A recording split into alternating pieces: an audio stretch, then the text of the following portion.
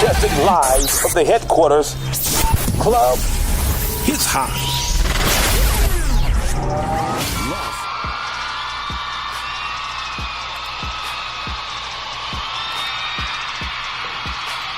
Hey, what's up? What's going on, y'all? This is your boy, Mr. His Hop, coming at you from the headquarters. This is His Hop Radio Las Vegas. We're not far from the strip, but we outshine every light on that Las Vegas strip. And I am excited today because, wow, I get to go back to my childhood today, man. I get to go back to my roots, go back to the days where I first, fell in love with hip-hop rap music. You know, I'm from the era of Run DMC, LL Cool J, Public Enemy, all the trailblazers and pioneers of this genre. And I can remember sitting in my living room watching these music videos come on, and in particular LL, the I'm Bad video, and the song was just it was just a hit at the time. And my boy E-Love, which was, I want to say, one of the original hype men that was right there rocking with them on the stage. You got a couple of other hype men out there. You have of course, we remember Flavor Flav with the clock, and just different people that would sit there and just make the whole experience and whole event just more exciting and just more energy and things like that. And yeah, and so I ran into my boy E-Love at the Las Vegas Business Mixer, the LVB&M Business Mixer. Shout out to Paula and Sylvester for holding this thing at the Santa Fe Hotel every Tuesday. They've been out doing this thing faithfully for about 18 years now, and it pays off. I want to say dedication pays off, and commitment pays off. If you have a vision, if you have a dream, and if you just have something that you know God has called you to, I want to encourage you to stick with it, because you never know the impact you might be making. You never know who is going to benefit from that. And who walked through the doors at this last mixer was none other than E-Love, the hype man for LL Cool J. This man is he's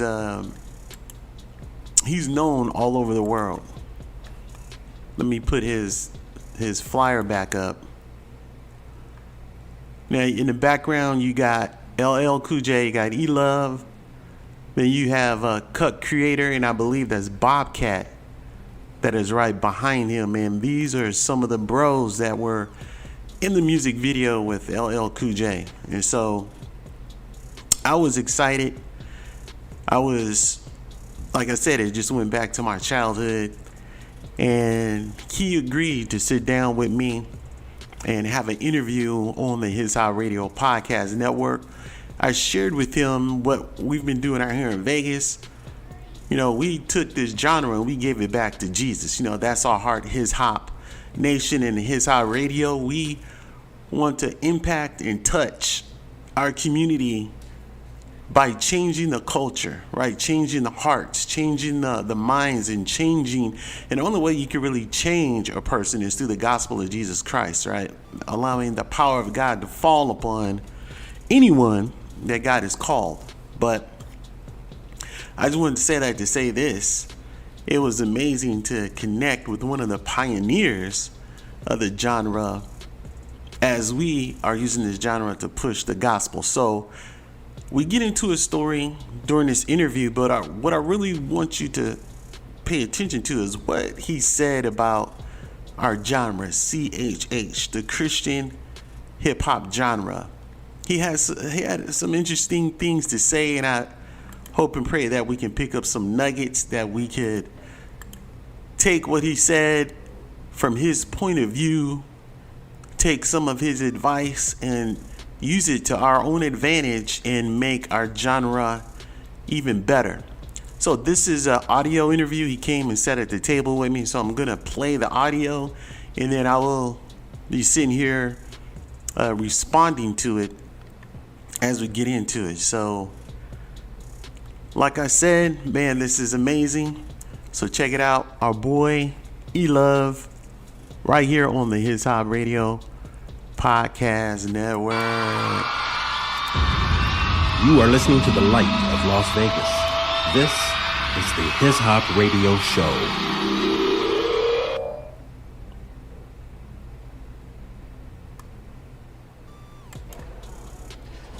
All right. What's going on? This is your boy, Mr. His Hop, coming at you from the His Hop Radio and Podcast Network.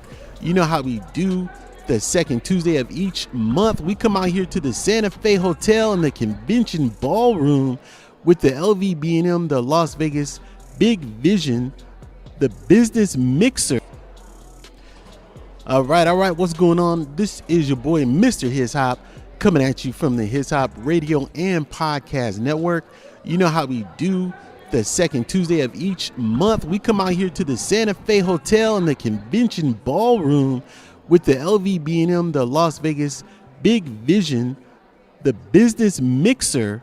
Out here, we're sponsored by the MGM Grand and Caesar's Palace, and we have a lot of local businesses and business owners who come out here, network, get to know each other, the shakers and movers in the community. So we want to invite the public out. Come on out, check us out. If you want more information, download the app at His Hop Radio or go to our website, hishopnation.com. And as I always do, we interview and talk to local business owners and professionals and people out here in the Vegas Valley. And I have on deck the first person to sit in the hot seat tonight, man. I'm excited, personally excited, because this is like one of my childhood favorite memories, groups. When I first fell in, you say you always remember your first love, right? So when I first fell in love with hip hop music and the genre of rap music, everyone knows and they've heard of. If you've been under a rock, you've never heard of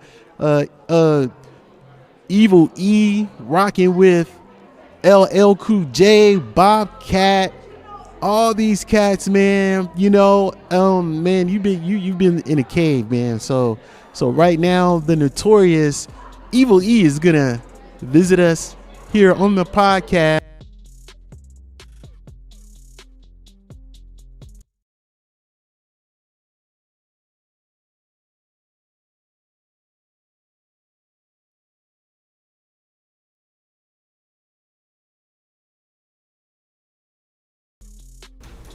All right. Can you hear me now? Okay.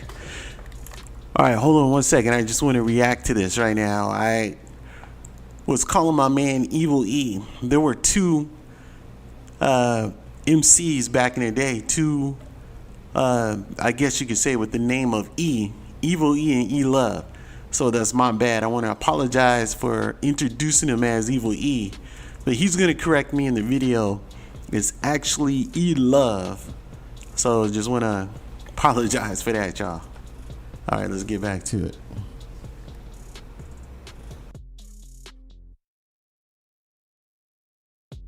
Yes. Oh man. Okay. Oh, you know why? Why do I? Everybody else contributed. Yeah. Everybody else think we look alike. Oh man, I'm sorry. It's been a minute. But no, it's E-Love. Yes, it's E-Love. E-Love. Come on now, E-Love. Rocking with. If you remember that music video, and I can remember it vividly. The music video, I'm Bad. With LL jumping around with his shirt off.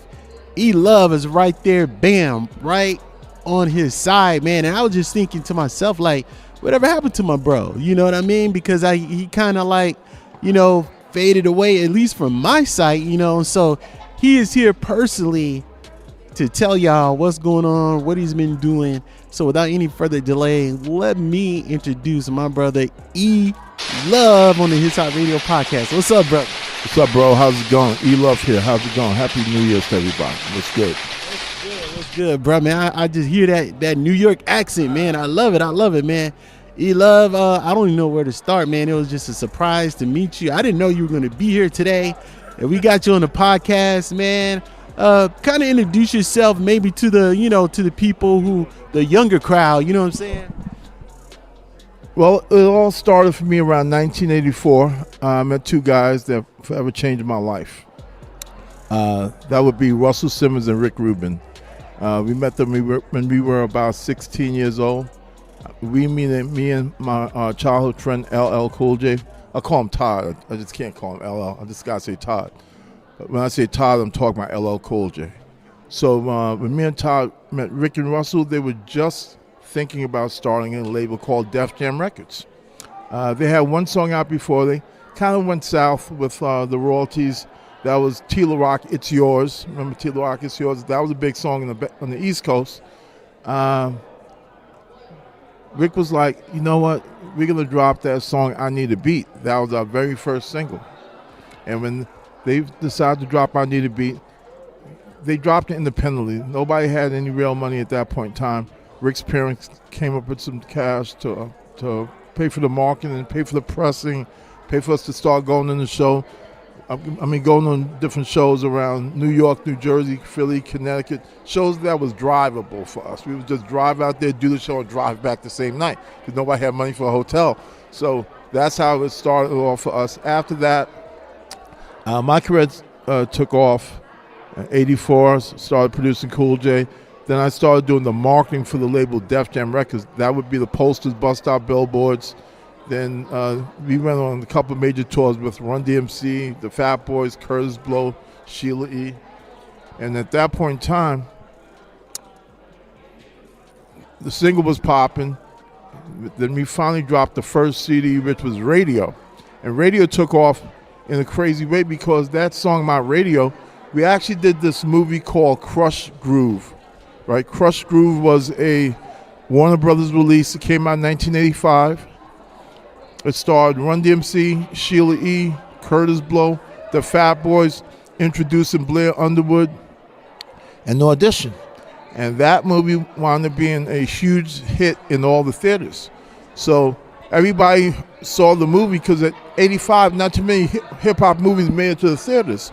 So when people saw the movie, they heard the song, and they saw us perform the song.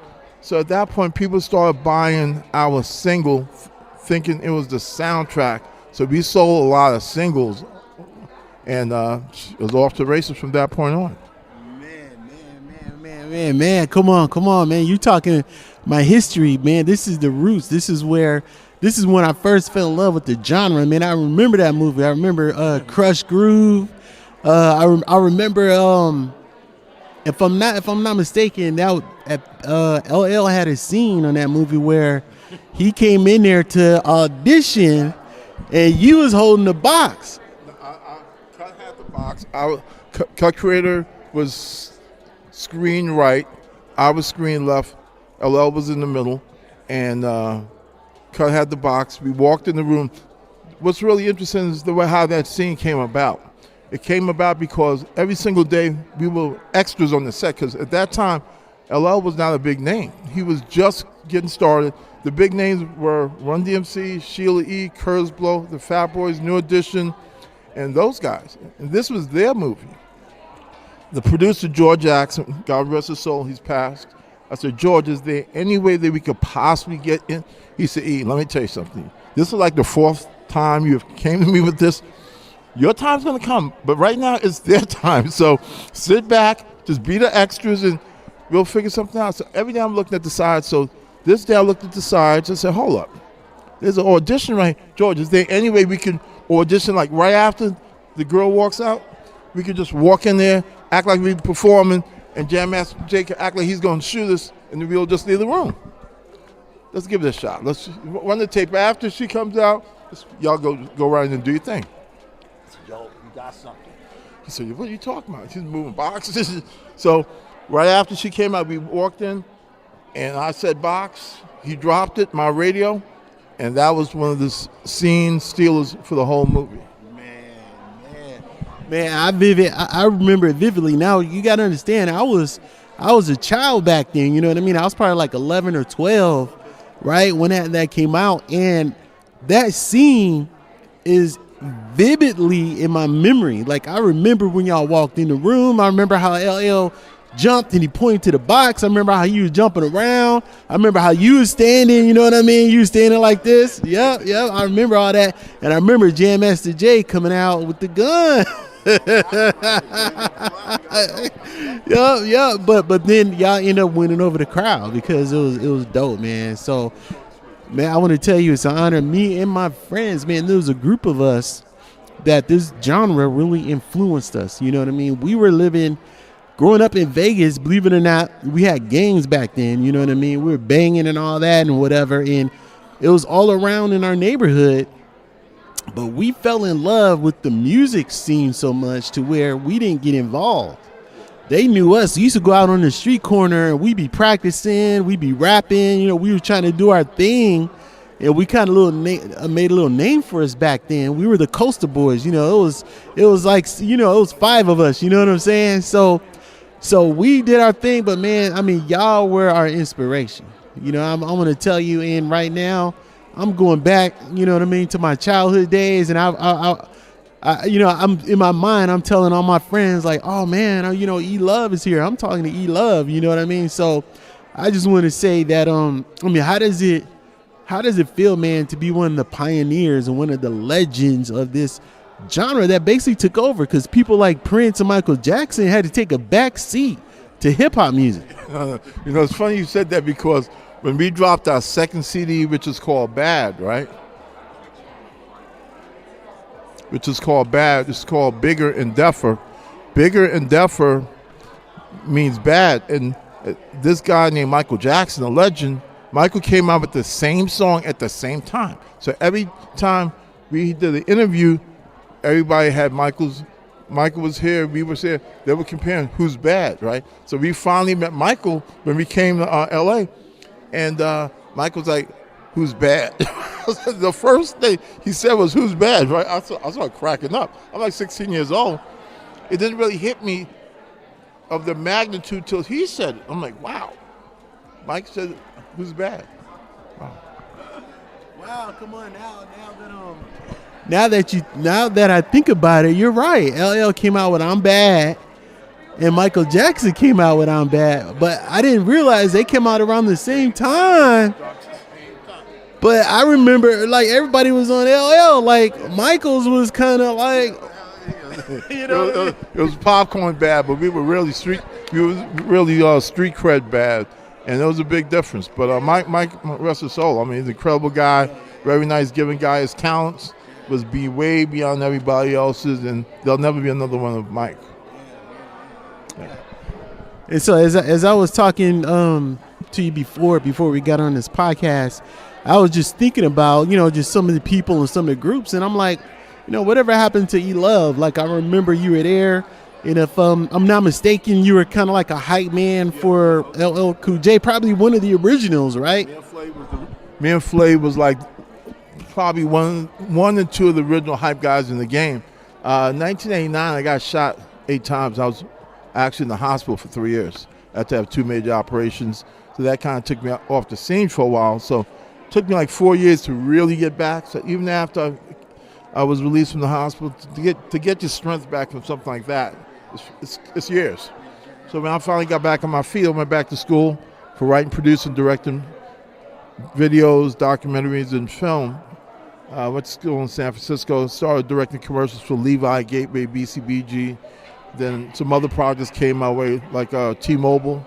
I jumped into a T-Mobile situation.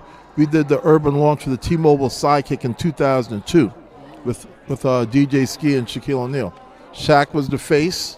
And DJ Ski, we had a company called Ski TV that my partner started. So we were shooting a bunch of music videos. So we was putting the T-Mobile Sidekick in all the music videos that we were shooting. So we had about 5 #1 videos around that stretch. Some of them I directed, some I produced. And we wound up selling 40 million sidekicks for T-Mobile. So I became the marketing guy, which is how I started off in the game with Peter Gation, New York City nightlife in the late 80s. This was the Tunnel, the Limelight, the Palladium. You may have heard of some of these clubs in some of the documentaries, when they talk about early hip hop, they always talk about the tunnel. Every artist performed at the tunnel, from Run DMC to Tupac to Biggie to LL, Jay-Z, you name the artist, DMX, everybody performed at the tunnel. If you was a hip hop artist in the East Coast, if you didn't do the tunnel, you was not legit. Wow, man, I'm just floored, bro. I'm just floored, man. I'm telling y'all, like, God is amazing. God is amazing. This just hit me. Like I had no idea I was gonna run into you today, man, and get you on this podcast. Look at how amazing God works. Okay, so now I want to ask, okay, so what are you currently doing now? If you got anything you're involved in, and then what advice could you give someone who wants to do something in this genre? And see, me, because I have a strong faith, in the Bible and Jesus and the Word or whatever. What can you say to the Christian hip hop genre? How can we take this thing to the next level? Well, there really has not been a really big hip hop Christian artist to this point. A couple came, went, but nobody stayed. You know what I mean?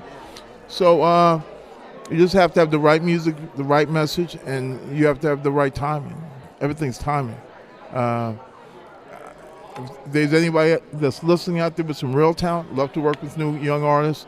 I have several things happening right now. I have 2014, I decided to move to Japan. Yeah, I was living in Tokyo for a while.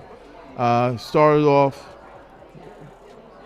working on 2 video games. One game was a driving game, and we raised our seed round in Japan. 2016, I bought Stanley, Jeremy ran into the first Tokyo International Comic-Con. I don't know if you've been to a Comic-Con, but this was the very first one. We had 500,000 people there in 3 days, 500,000 people. Yeah.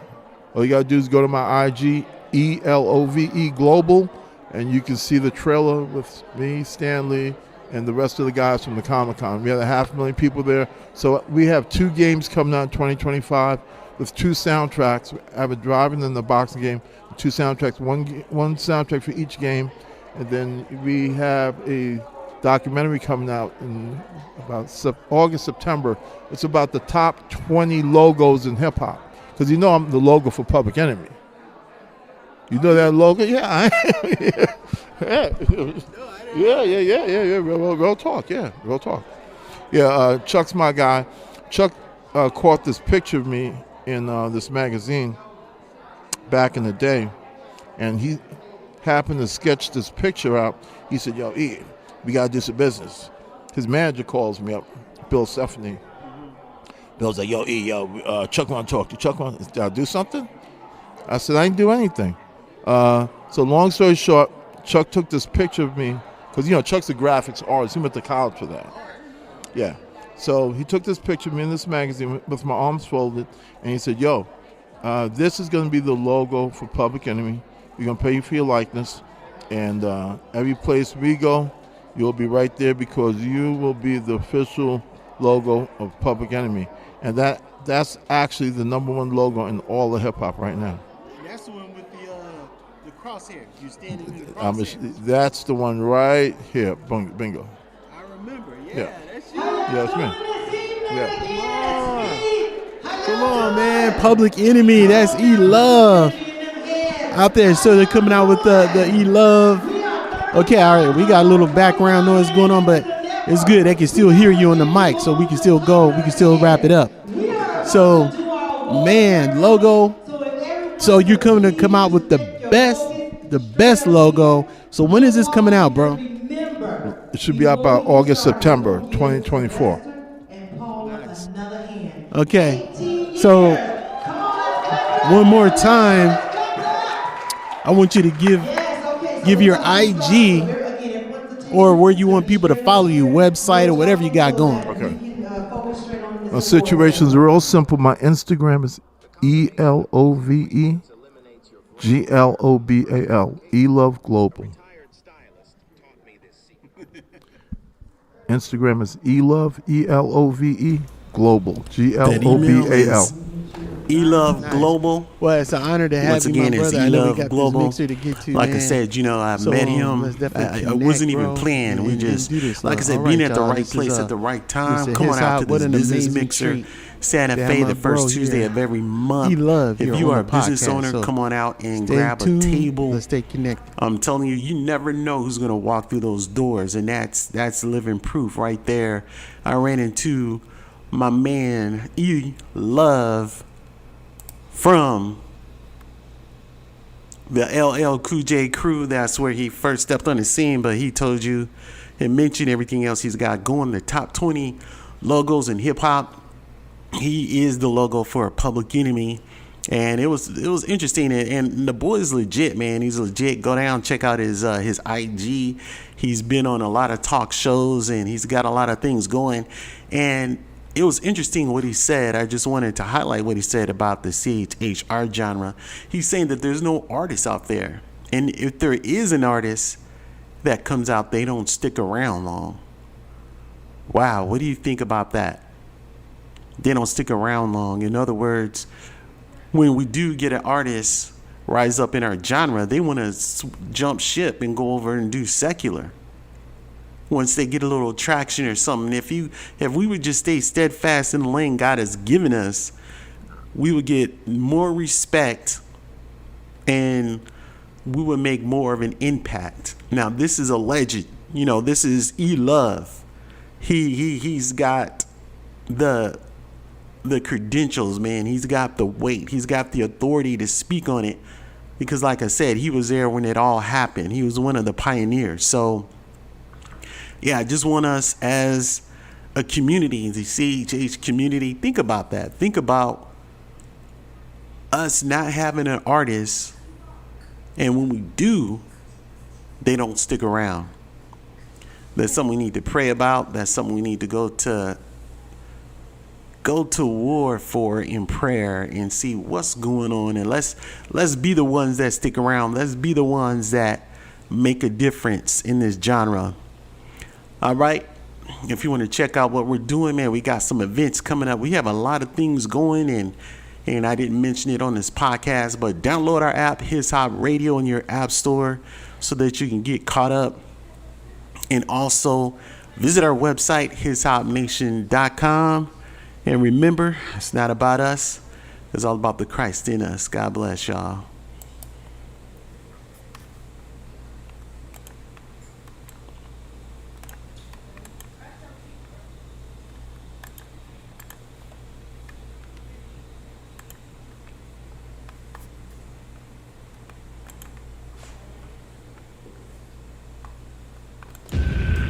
You are listening to the light of Las Vegas.